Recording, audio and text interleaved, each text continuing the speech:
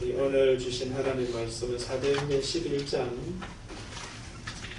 25절과 26절 신약성경 207페이지입니다. 사도행전 11장 25절, 26절 두 절 우리 함께 봉독하심으로 하나님의 음성으로 다 받으실 수 있기를 바랍니다. 우리 같이 봉독하십시다.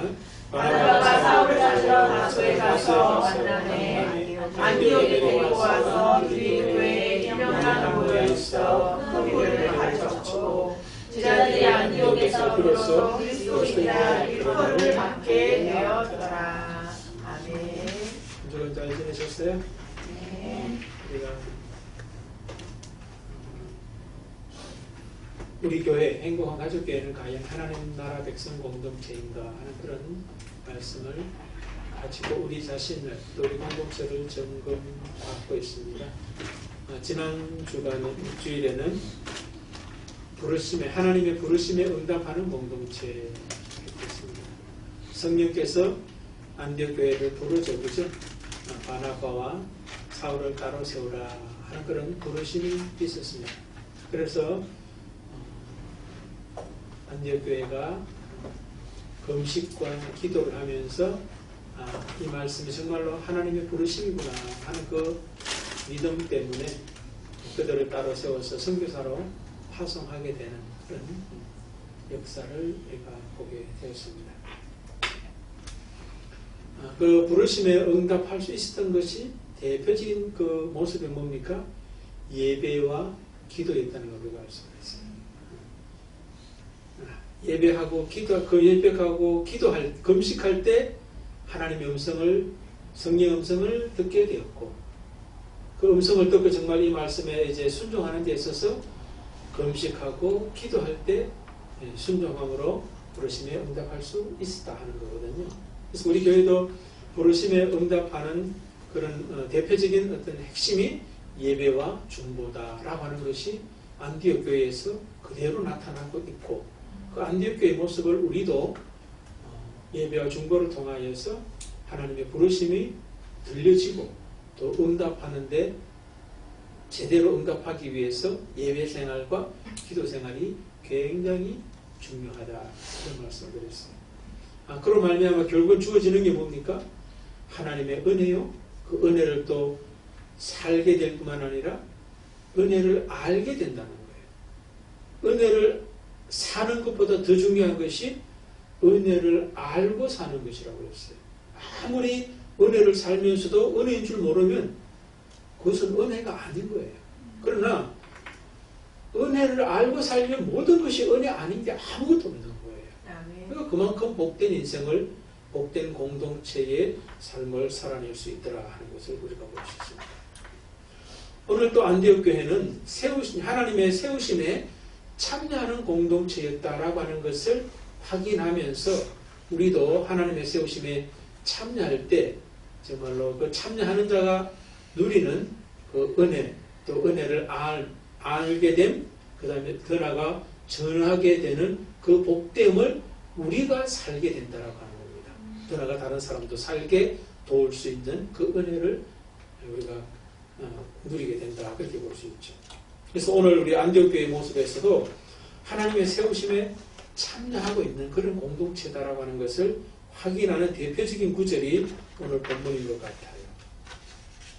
자, 여기 보면은 무엇을 보면서 하나님의 세우심이 있고 또 이 안디옥 교회가 그 하나님의 세우심에 제대로 잘 참여하고 있구나 하는 것을 확인할 수 있을까요? 오늘 본문에 보면 여러 가지가 이야기될 수 있을 것 같아요. 은혜를 보고 25절, 26절 오늘 본문 속에서요.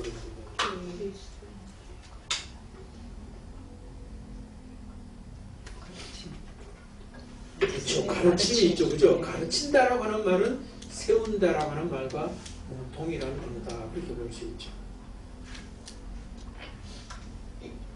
그 다음에 또 바나바가 사울을 찾으러 가는 어떤 그 모습도 세우심의 모습이라고 할 수 있죠. 그 다음에 또 하나 보면은 안디옥 교회 그 공동체들에 속해 있는 사람들의 모습이 바뀌어 가고 있는 걸 우리가 볼 수 있어요. 세워져 가고 있는 모습이 보여져요. 26절 한번 읽어보십시다. 만남에 안디옥에 데리고 와서 우리 교회 100명과 모여서 무리를 가르치고 제자들이 안디옥에서 소리 지르는 걸음을 닫게 하더라. 안디옥 교회 그 성도들의 모습이 변화되어 가죠. 변화되어 가는 모습이 지금 보입니까? 첫 번째는 물이죠. 큰 물이었어요. 근데 그들이 어떻게 바뀝니까? 제자로 바뀌잖아요. 그 무리를 가르쳤더니 그 가르쳤던 사람들이 제자들이 되죠. 제자들이 또 어떻게 변합니까? 그리스도인으로 바뀌는 거예요. 세워지고 있잖아요. 그래서 안디옥 교회가 이 바나바가 사울을 세우고 그 다음에 바나바와 사울이 안디옥 교회를 세우는데 가르침을 통하여서 그 다음에 성도들은 무리에서 제자에서 그리스도인으로 세워지는 이런 모습들이 다양하게 지금 나타나고 있다 하는 걸 우리가 볼 수 있어요. 이런 모습이 있을 때 바로 안디옥 교회가 안디옥 교회다운 하나님이 사용하시기에 정말 부족함이 없는 그런 공동체로 세워졌구나 하는 것을 우리가 알 수가 있습니다. 자, 여기서 이제 저는 이런 생각을 좀 해보게 됩니다. 첫 번째 이제 그 순서대로 한번 본다면 바나바가 사울을 찾으러 다소에 갔다라고 하는 이 말, 뭐 사울을 찾으러 다소에 갔나 보다 그렇게 볼 수 있지만 왜 사울일까 그런 생각을 한번 해봤으면 좋겠어요. 왜 사울일까? 여러분 왜 사울을 찾으러 갔을까요? 그 성경의 내용은 그 구체적인 내용이 써 있진 않아요. 그러나 충분히 우리가 그래서 사울을 찾으러 갔겠다라고 하는 것을 알 수가 있어요.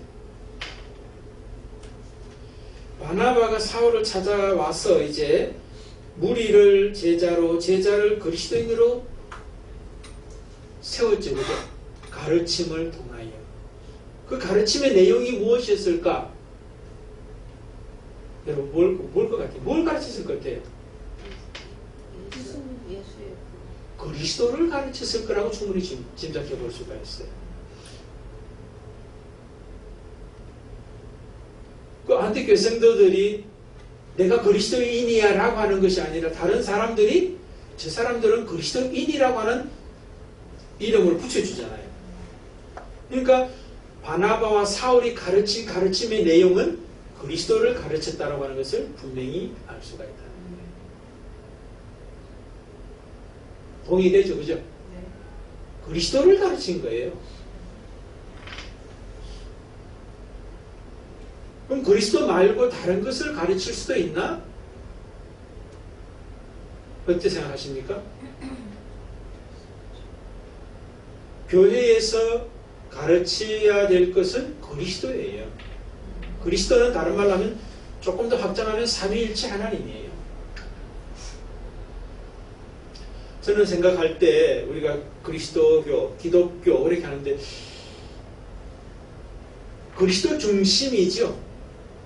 그런데 우리는 또 동시에 뭘 이야기합니까? 삼위일체를 이야기합니다. 너무 그리스도에 편중되어 있다라고도 볼 수가 있어요. 그렇지 않아요? 그래서 우리는 그리스도라고 이름을 또 말을 하더라도 그 그리스도 속에 성부 하나님과 성령 하나님이 함께 하심이라고 하는 같은 삼위일체로서 우리가 그리스도를 이해해야 한다. 그렇지 않으면 뭐예요? 또 하나의 잘못에 빠질 수가 있어요. 어쨌든 그리스도를 가르쳤다라고 하는 것을 우리가 볼 수 있는데, 그러니까 삼위일체를 가르쳤다라고 하는 걸 우리가 볼 수 있는데, 한 삼위일체 하나님 그리스도를 배운 결과가 뭐냐는 거예요. 그리스도를 배우면 그 결과가 어떤 결과가 나와야 됩니까? 그리스도인이 그렇지. 그리스도인이지. 그리스도를 배우면 그리스도인이야. 그리스도인은 어떤 모습으로 나타나느냐?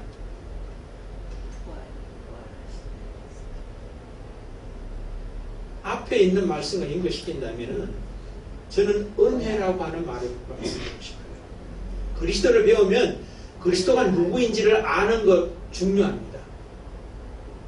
그러나 그리스도를 알면은 나타나는 그 결과들은 뭐냐면은 모든 것이 은혜라는 것을 알아야지 그리스도를 제대로 안 거예요. 아멘.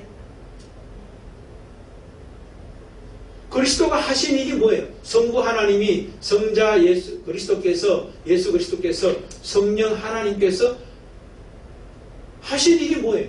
우리를 구원하신 일이잖아요. 죄로부터 구원하신 일이잖아요. 그러니까 죽음에서 생명으로 부활로 우리를 구원하신 거잖아요. 그게 은혜라는 거예요. 은혜. 하나님을 배운다. 하나님을 배우면 하나님이 내게 하신 일을 알게 될 거 아니에요. 그러면 은혜를 알아야 되고 은혜를 살아야죠. 그리스도는 배운다 하면서도 은혜를 살지 못하면 그 그리스도는 뭐예요? 성경 속에 있는 그리스도야.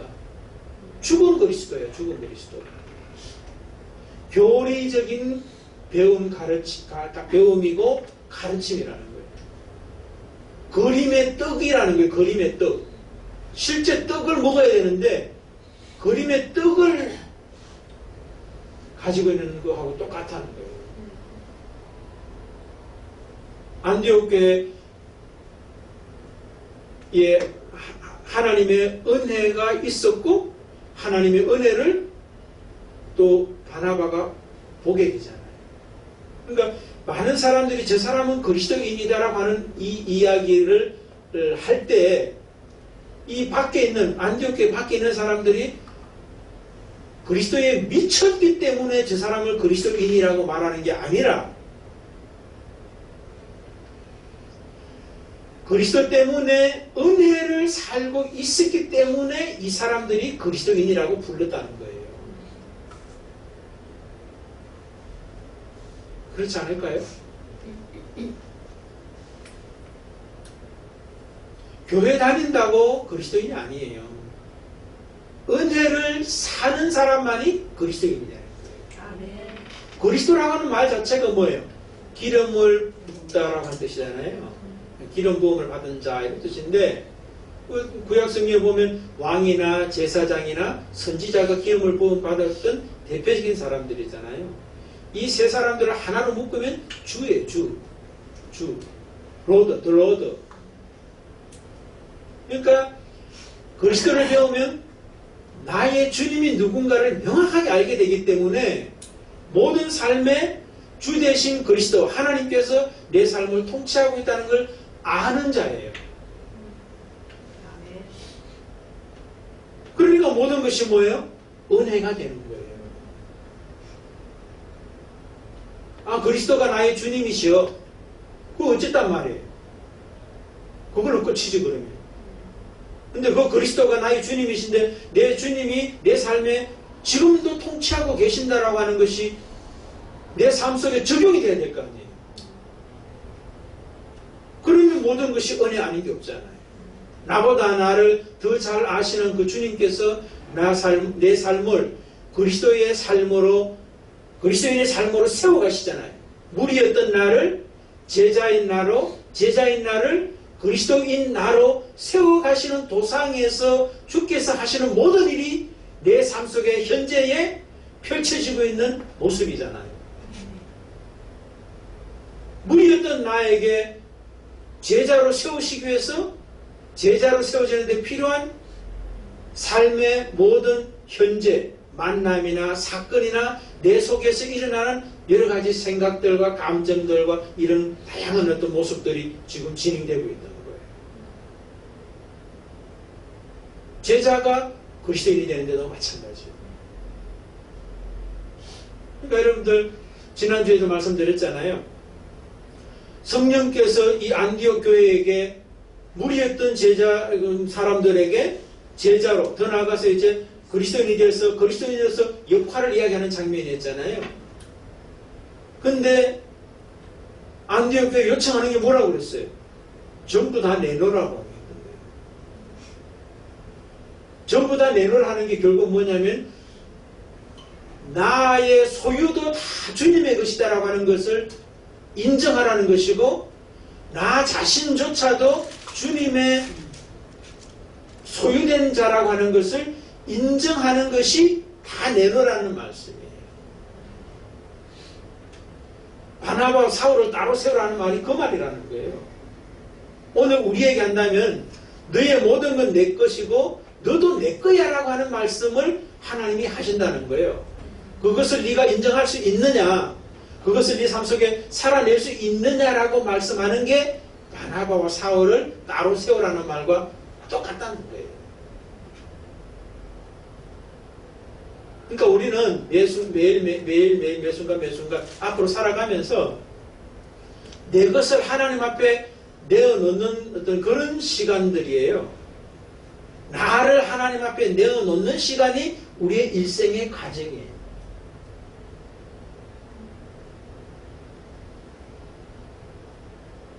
왜 그럼 하나님께서 네 거 다 내놓고 너 자신까지도 내놓으라고 그러냐면은 내 삶 속에서 내 존재 속에서 은혜를 살지 못하게 하는 장애물이 나기 때문에 그래요.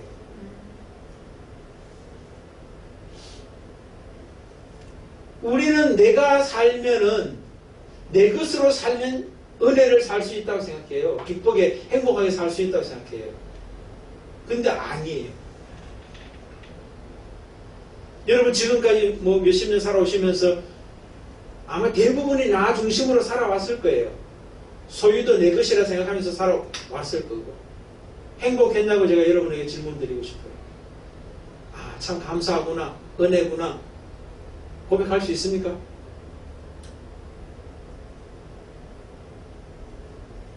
왜 대답을 안 하십니까?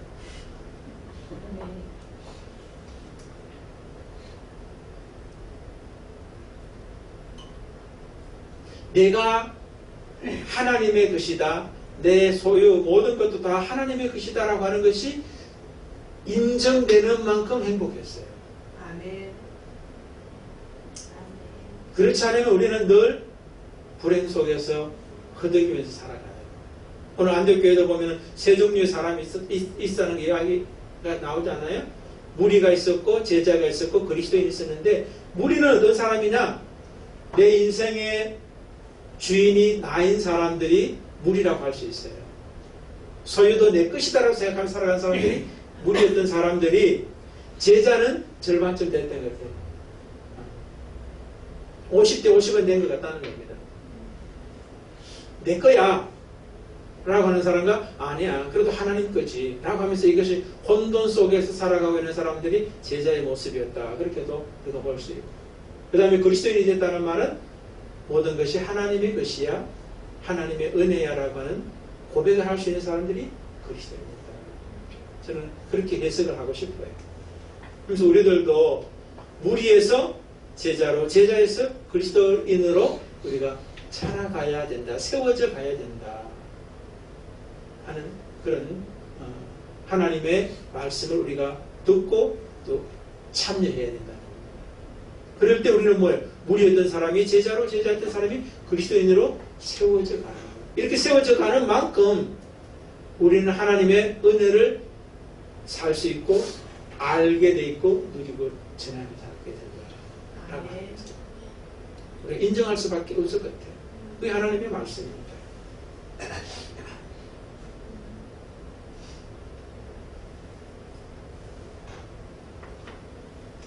그래서 여기서 이렇게 세워지는 데 있어서 무리가 제자로, 제자가 그리스도인으로 세워지는 데 있어서 중요한 게 교육이었다, 가르침이고 배움이었다, 그렇게 볼 수 있습니다.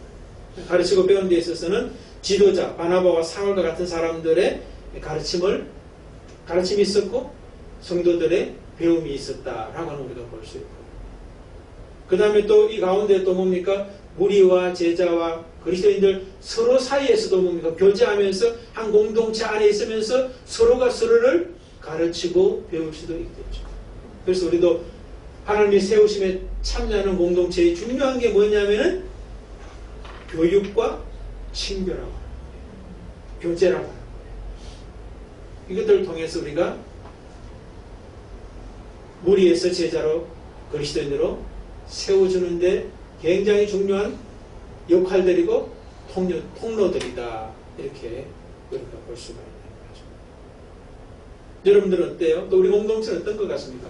무리의 자리에 가까운지 아니면 그리스도인의 자리에 가까운지 아니면 그 중간점인 제자의 자리에 가까운지 우리 자신 스스로 한번 점검해 보시고 우리 공동체도 우리 공동체는 좀 어디쯤 있을까 하는 걸 우리가 한번 생각해 보면서 다음 단계로 나아가는 데 있어서 굉장히 중요한 것이 교육과 교제가 중요하다라고 하는 이 말씀을 우리가 오늘 하나님의 말씀을 통하여 듣게 된다면 이 모습에 우리가 참여하는 만큼 우리 자신과 우리 공동체가 세워지게 된다는 거예요. 아멘. 그래서 저는 바나바와 사울이 어떤 사람이었을까? 아까 우리 말씀드렸지만 사울을 왜 데려왔을까? 했을 때 가르침의 결과가 그리스도인이 되는 데 있어서 굉장히 중요한 역할을 할 수 있는 사람이 사울이었다라고 하는 걸 알 수가 있다는 겁니다. 그래서 우리가 교회의 지도자로 세워지는 데 있어서 굉장히 중요한 사람들이 누구냐? 바나바 같은 사람이고 사울과 같은 사람이다. 근데 사울 같은 사람이 어떤 그 학문적으로 사실은 굉장히 뛰어난 사람이죠. 헬라의 어떤 그런 그 철학적인 어떤 그런 배경도 탄탄하게 잡혀 있었고, 그 다음에 히브리인으로서 그 가말리엘이라고 하는 그 사람의 가르침을 받았던 히브리 교육에 또 굉장히 잘 받은 어떤 대표적인 사람이 사울이었거든요. 그런데 그 사울이 중요한 게 아니었다는 겁니다. 헬라 철학과 히브리 교육을 다 받았지만 이 사람이 어떤 사람이었어요? 유대교의 골동분자가 되어서 사람을 죽이고 잡아 가두는데 앞장섰던 사람. 근데 그 사람으로서 하나님이 사용하시는 것이 아니라 다소에서 데려왔던 것을 우리가 볼 수 있어요. 다소에서 지난번에 제가 말씀드렸죠? 그 다메섹 도상에서 부름받은 이후에 3년 동안은 그렇죠. 아라비아 광야에서 아마 구약 성경, 당시 구약 성경을 가지고 하나님을 배우는 그런 어떤 시간을 가졌다라고 성경학자들은 이야기하거든요.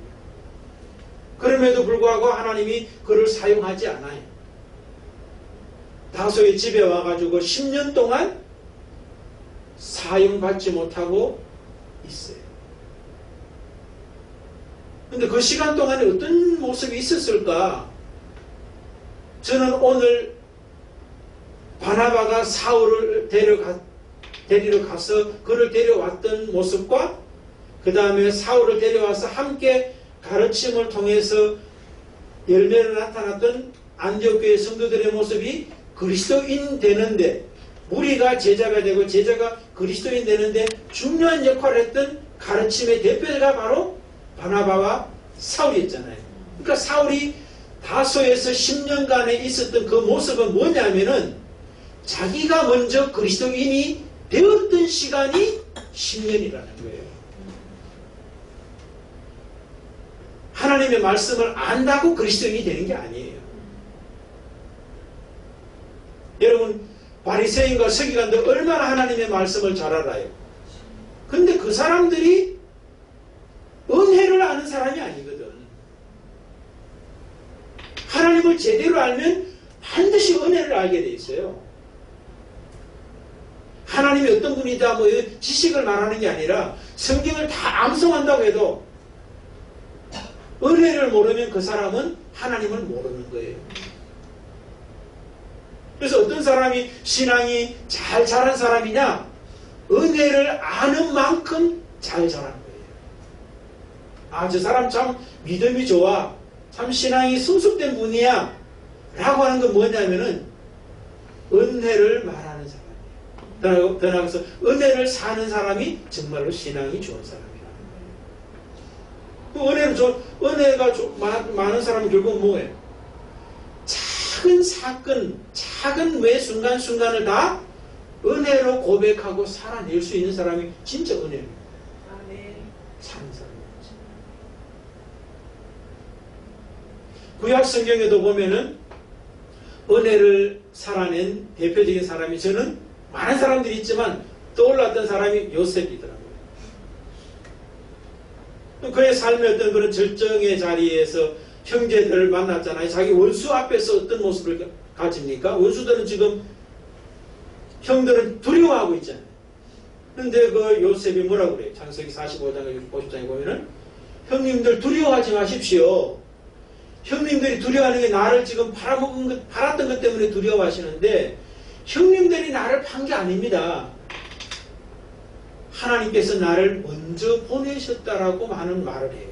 그러면서 형들의 두려워하는 것을 두려워하지 말라고 이야기하고 형들의 자녀들까지 자기가 잘 먹여 살리겠다, 보살피겠다는 이야기를 하고 있는 거죠.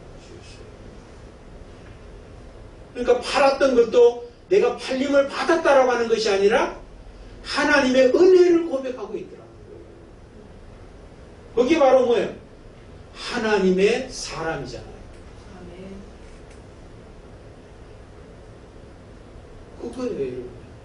원수가 원수로 보이는 것이 아니라 내게 은혜 베푼 자로, 하나님의 은혜의 통로로 해석이 될 수 있고 말해줄 수 있는 사람이 하나님의 사람, 그리스도인이라니까요. 원수를 보면 원수라고 보고 원수라고 말하고 원수기 때문에 원수 갚아야 된다라고 하는 사람이 뭐예요? 무리들이에요. 그 사람이 무리예요. 갚을까 말까 하는 사람이 제자고.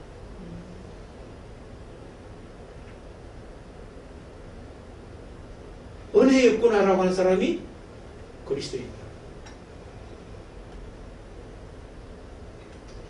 그 다음에 또 신약성경에 넘어오면은 베드로 이야기 제가 늘 하지만 베드로도 보십시오. 금과 은을 구하는 성전 미문에 라면서부터 안전병이 된 사람에게 내가 너에게 줄 수 있는 것은 은과 금이 아니다. 그리고 너에게 필요한 것도 사실은 은과 금이 아니야 라고 하는 말을 동시에 하고 있는 거예요.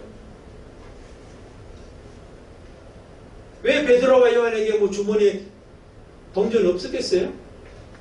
그것이 아니라는 겁니다. 내게 있는 것으로 내게 주노니 나사렛 예수 그리스도의 이름으로 일어나 그러나 하는 거예요. 그러니까 베드로도 뭐예요? 그가 가진 것은 예수 그리스도를 가지고 있는 그런 모습을 볼 수 있고, 예수 그리스도를 가지고 보면은 뭡니까? 상대방은 은과 금을 구하는 사람도에게도 너에게 필요한 것은 은과 금이 아니냐? 진짜 너에게 필요한 것은 나사렛 예수 그리스도의 이름이다. 나 그리스도다. 혓바닥도 잘 안 들어요. 은혜다라고 하는 이야기를 한다는 거예요. 너에게 필요한 것은 금과 은이 없어서가 아니라 은혜가 없어서 지금 그렇다는 이야기를 하는 거예요. 그러니까 은혜를 아는 자는 은혜를 전하지 않고는 견딜 수 없게 돼 있어요. 저는 우리 자신들이 그리스도인으로 철저하게 세워지시기를 축복을 드립니다. 아멘. 그리고 그 세우심에 우리가 참여할 때 그 시간은 빨라지는 거죠. 이적미적하면 그 은혜의 깨달음과 또 누림은 자꾸 지연되는 거예요.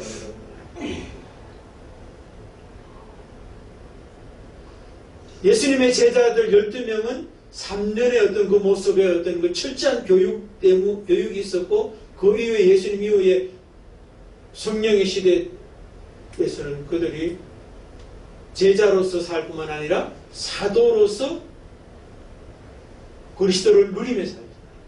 은혜를 살아내는 걸 볼 수 있고 은혜를 정언하며 증거하며 살아가는 걸 볼 수 있고 우리는 신앙생활 저 같은 경우는 지금 60년째 하고 지금 있는데 60년 아니겠네. 제가 8살부터 신앙생활 했으니까 정말로 예수님의 제자들만큼 제대로 은혜를 알고 살아내고 있고 증거하면서 살아가고 있는가 그런 생각해보면 많이 부족하구나 하는 그런 것들을 느끼거든요.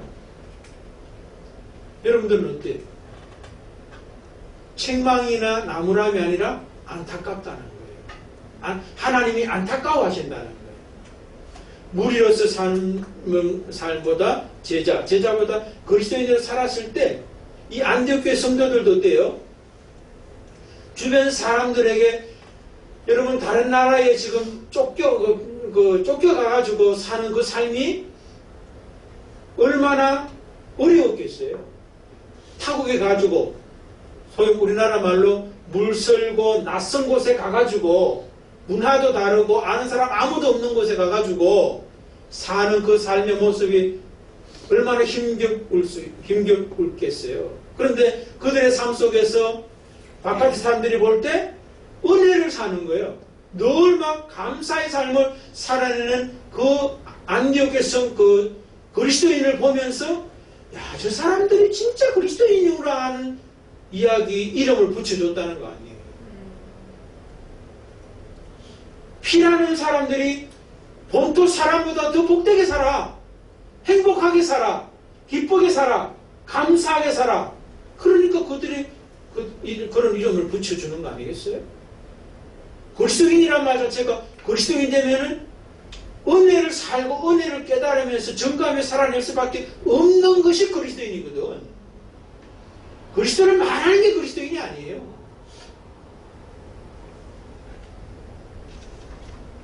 근데 오늘날 우리나라는 때 그리스도인들 보면서 그리스도인이라고 그래요? 뭐라고 불러요? 기독교인이라고 부르지 않죠? 그래, 이름 없으니까 아시겠죠?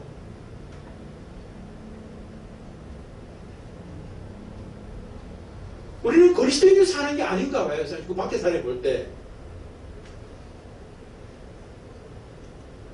그러니까 하나님이 지금 그 교회 밖에 있는 사람들이 그런 이름을 붙여주신 것은 하나님의 안타까움이라는 거예요. 우리를 증망하는 게 아니라 야, 네가 그리스도인으로 살면 얼마나 큰 은혜를 살게 되고 은혜를 깨닫게 되고 은혜를 증거하지 않고는 견딜 수 없는 그 삶이 그 존재가 있는데 그것을 제대로 알지 못하고 누리지 못하고 살지 못하는 게 너무나 가슴 아프다라고 말씀하시는 것이 교회 밖에 있는 사람들이 우리를 부르는 그 말 속에 하나님의 모습이 비춰지더라는 거예요. 저는.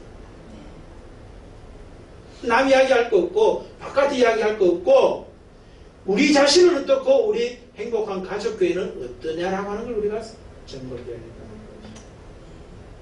그래서 안디옥교회는 복받은 사람들이다. 하나님의 정말 복을 받은 사람들이다. 우리가 그렇게 볼 수 있습니다. 그래서 여러분 오늘 이 말씀 앞에서 하나님의 세우심에 우리가 참여하는 것을 게을리하거나 미루지 마십시오. 이것은 뭐 굳이 교회 예배당에 오라고 하는 것만 말씀드리는 게 아니에요. 무리였던 내가 제자가 그리스도인으로 세우시는 그 모습이 우리 교회 안에서 뿐만 아니라 사실은 교회 밖에서 우리의 삶의 일상 속에서 더 뭐예요? 그렇게 세워지는 거죠. 모든 순간순간이 우리를 그리스도인으로 세워가시는 하나님의 통로들이라고 해요. 통로 아닌 게 아무것도 없어요. 그러니까 매 순간순간 어떤 일이 펼쳐지더라도 하나님께서 내게 하나님의 은혜를 가르치시는 그리스도인으로 세우시는 하나님의 통로구나. 그렇게 받아들이면 틀리지 않아요. 그 은혜를 사시기를 주의 이름으로 축복을 드립니다. 네.